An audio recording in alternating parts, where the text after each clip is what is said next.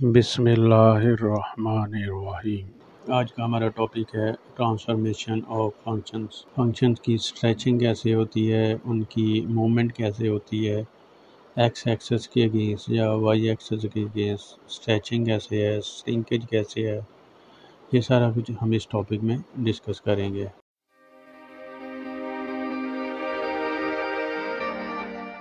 फ़र्ज़ करें कि ये हमारे सामने एक ग्राफ है f into x is equal to 2 raise to power x. तो एफ इंटू एक्स को हम यूँ भी लिख सकते हैं कि ये वाई है, इस तरह भी लिख सकते हैं। तो इसका ग्राफ कुछ इस तरह का बनेगा यूँ करके। फ़र्ज़ करें कि ये जो आपका ग्राफ है ये वाई एक्सिस को 0.1 के ऊपर कट कर रहा है, यानी अगर आपका एक्स 0 हो जाए तो वाई हो जाएगा 2 रेज़ टू पावर 0, और किसी भी चीज़ की पावर अगर 0 हो जाए तो वो 1 होता है। अच्छा, हम ऐसे करते हैं कि हम इस फंक्शन में थोड़ी सी चेंज करेंगे। हम y is equal to 2 raise to power x में 2 को ऐड कर देते हैं। अब इसमें एक चीज़ नोट करने की है कि हमने x को नहीं छेड़ा, हमने जो हमारी ये जो चीज़ है इसमें हमने 2 को ऐड किया है। तो आप इसको यूँ भी समझ सकते हैं कि आपने f इंटू एक्स तो था ना 2 रेज़ टू पावर x, उसमें आपने 2 को ऐड किया है। आपने x को नहीं छेड़ा, आपने डोमेन को नहीं छेड़ा। इस सूरत में क्या होगा कि आपका जो कर्व है ये मूव करेगा। किधर मूव करेगा? ये y एक्सिस के अगेंस्ट मूव करेगा, क्योंकि अगर आपका x दोबारा देखें, अगर आपका ये x 0 हो गया था तो y जो है 1 पे था। अब इस ग्राफ में अगर आपका x 0 होता है तो y की वैल्यू क्या होगी? तो आपकी y की वैल्यू हो जाएगी 2 रेज़ टू पावर 0 1 प्लस 2 3। तो आपका जो कर्व है वो ऊपर को मूव करेगा, तो 3 में से पास होगा, यानी यहाँ पे से, और उसकी दूसरी जो शेप है उसमें कोई खास फर्क नहीं आएगा, जस्ट वो ट्रांसलेट हो गया, शेप में चेंज नहीं आएगी। तो ये ट्रांसलेशन है अगेंस्ट पॉजिटिव एक्सेस। और अगर ये साइन आपका ये वाला नेगेटिव होता है, यानी y 2 raise to power x minus 3 sorry minus 2, तो ये आपका जो आंसर आना था वो था -1, क्योंकि 1 माइनस 2 इज इक्वल टू -1। तो इस दफ़ा आपकी जो ट्रांसलेशन हुई है, लेकिन ट्रांसलेशन जो है वो नेगेटिव एक्सेस जो है y का उस तरफ हुई है। तो अगर आप पॉजिटिव नंबर ऐड करेंगे तो ट्रांसलेशन ऊपर की तरफ, नेगेटिव ऐड करेंगे तो ट्रांसलेशन नीचे की तरफ जाएगी। अगर हम इसको सम अप करें इस बात को कि अगर हम कोई नंबर c जो है वो ऐड कर दें इसमें फंक्शन में, अब हमें पता नहीं कि c जो है वो प्लस है या माइनस है, तो हम कहेंगे कि ये ट्रांसलेशन जो है अलोंग y एक्सेस हुई। जैसे हम क्या लिखेंगे? Translation along y axis. ये देखेंगे समझाने के लिए, ये एक हमारे पास ग्राफ है f into x is equal to x square. जब हमने उसमें 2 ऐड किया तो ये ग्राफ जो है जो ऊपर की तरफ जो है वो शिफ्ट हो गया। तो इससे हमें आइडिया हुआ कि ये ट्रांसलेशन है अलोंग वाई एक्सेस। और ये आपने याद रखना है, ये टेबल बहुत ही इम्पोर्टेंट है। ये देखिए, आपने f इंटू एक्स में कोई चीज़ ऐड की है, x को नहीं आपने छेड़ा, तो आपकी रेंज जो है उसमें चेंज आएगी। तो जब रेंज में चेंज आएगी तो शिफ्ट अप, अगर आपने प्लस किया है तो शिफ्ट अप, और अगर आपने माइनस किया है तो आप शिफ्ट डाउन या शिफ्ट अप। ये टेबल बहुत इंपॉर्टेंट है, इसको आपने नोट कर लेना है। स्ट्रेचिंग, लेट्स सपोज कि आपके पास एक फंक्शन है f इंटू एक्स स्क्वायर, तो आप इसको किसी नंबर से मल्टीप्लाई कर देती हैं। लेट्स सपोज आप इसको लिखते हैं y equal to x square. तो आप यहाँ पे एक नंबर 3 रख देते हैं। ये हो गया y = 3x²। तो इस सूरत में आपका जो ग्राफ है वो श्रिंक होगा, यानी आपने चेंज क्या की है, आपने x को नहीं छेड़ा, आपने जो डोमेन जो है उसको नहीं डिस्टर्ब किया, आपने रेंज को छेड़ा, यानी आपका जो y है वो एक तरह का 3 टाइम हो गया जो आपकी रेंज थी, रेंज में चेंज आई है।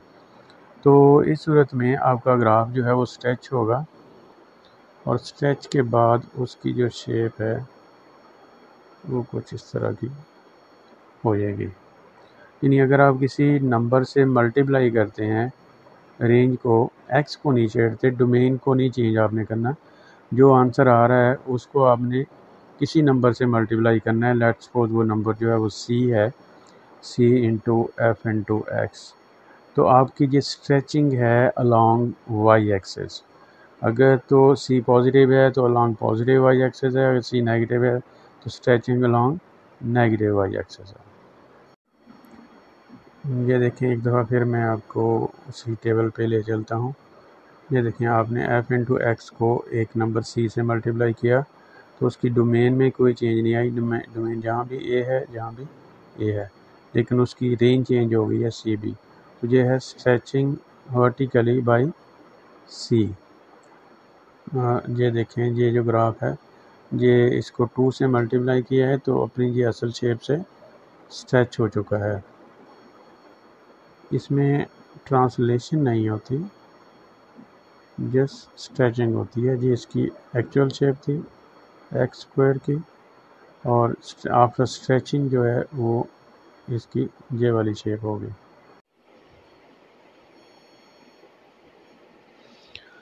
अब हम बात करेंगे श्रिंकिंग की, कि लेट्स सपोज हमारे पास एक ग्राफ है y = x²।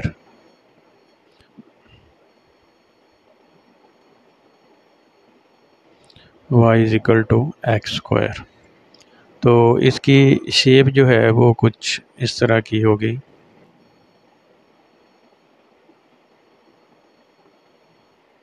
अगर हम इसको किसी नंबर से, लेट्स सपोज हम इसको 1/2 से मल्टीप्लाई करते हैं, या सिंपल आप कह लें कि हम इसको किसी नंबर से डिवाइड करते हैं, तो इस सूरत में हमारा ग्राफ जो है वो श्रिंक होगा। पहले स्ट्रेच हुआ था, वाई एक्सिस के क्लोज हो गया था स्ट्रेच होके, तो अब जो है ये श्रिंक होगा। श्रिंक का मतलब है जे साइड और जे साइड नीचे को एक्स एक्सिस की तरफ जाएगी, तो ये कुछ ऐसा हो जाएगा ग्राफ।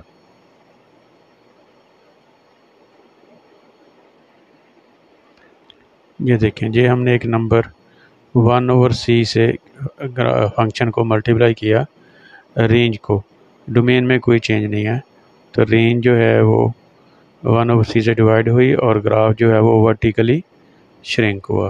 तो हाँ, ये बताना एक दफ़ा फिर मैं ज़रूरी समझता हूँ कि जब आप रेंज के साथ कोई चेंज कर रहे हैं तो आपकी जो भी चेंजेस आ रही हैं वो वर्टिकली आ रही हैं, ना कि हॉरिजेंटली। अब आप जहाँ पे देखें कि ये था हमारा ओरिजिनल ग्राफ, ये श्रिंक होके बना, और ये स्ट्रेच होके बना था, और ये वाला जो है वो श्रिंक होके बना।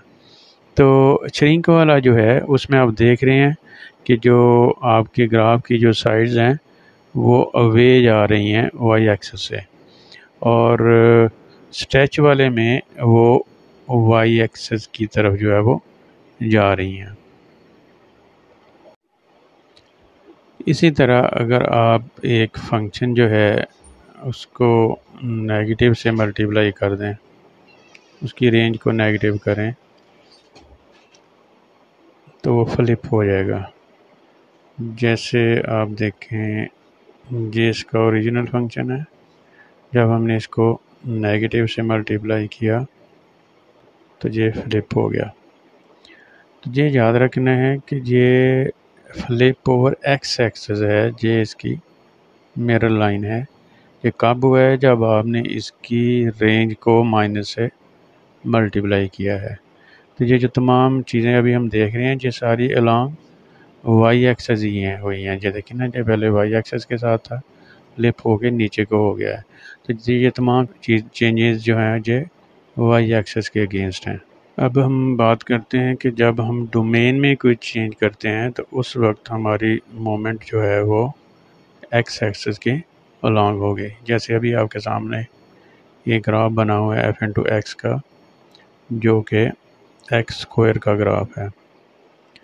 तो अगर हम इसमें एक्स प्लस 2 करें, इस दफ़ा हम डोमेन को चेंज कर रहे हैं, तो एक्स प्लस 2 करेंगे तो हमारा ग्राफ जो है वो लेफ़्ट साइड पे मूव करेगा।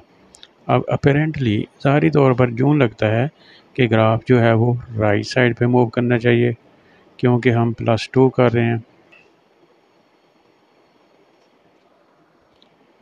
लेकिन हकीकत में वो नेगेटिव की तरफ मूव करता है। हम इसको ऐसे चेक करते हैं कि जब आपका एक्स जो है वो 0 था, इसमें चेक करें, अगर आप x की वैल्यू 0 पुट करें तो आपका ग्राफ जो है वो यहाँ पे है।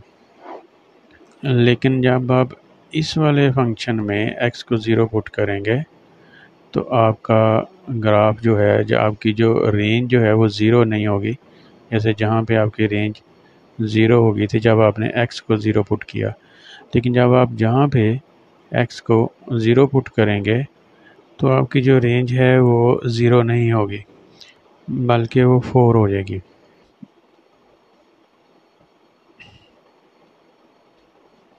तो इसको रेंज को 0 लाने के लिए आपको x जो है वो -2 पुट करना पड़ेगा, तो फिर आपकी जो रेंज है वो 0 आ जाएगी।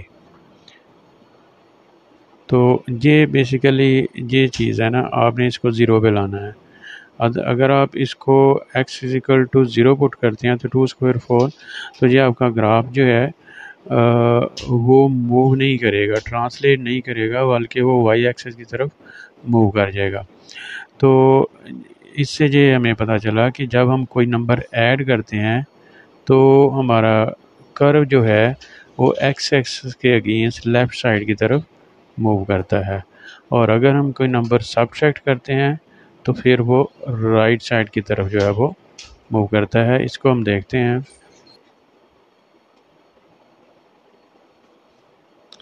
लेट्स सपोज हमने इसमें x -2 किया, तो अब f इंटू एक्स को 0 लाने के लिए आपको x को 2 पुट करना पड़ेगा। तो आपका जो कर्व है वो 1 2 राइट साइड पे जो है वो मूव करेगा। ये बात आपने याद रखनी है कि कोई नंबर प्लस करेंगे या माइनस करेंगे तो मूवमेंट की डायरेक्शन क्या होगी। अगर जनरली हम बात करें कि हम कोई नंबर c ऐड करेंगे तो फिर हम कहेंगे कि movement along x axis, because हमें नहीं पता कि c पॉजिटिव है या नेगेटिव है। आप इस ग्राफ को गौर से देखें। जैसे ये हमारा नॉर्मल फंक्शन था, f इंटू एक्स बराबर है एक्स स्क्वायर। तो जब हमने इसकी डोमेन को 2 से मल्टीप्लाई किया तो ये ग्राफ जो है ये हॉरिजेंटली श्रिंक हुआ। हॉरिजेंटली का मतलब है ये इसका एक्स एक्सेस है और ये इसकी नॉर्मल शेप थी, और ये हॉरिजेंटल का जो 0 है उस तरफ इसने मूव करना शुरू किया, तो ये हॉरिजेंटली श्रिंक हुआ। आपको ये शेप लगेगी कि ये हमने जो पढ़ा था y = 2x², तो उसमें वो स्ट्रेच हुआ था वर्टिकली।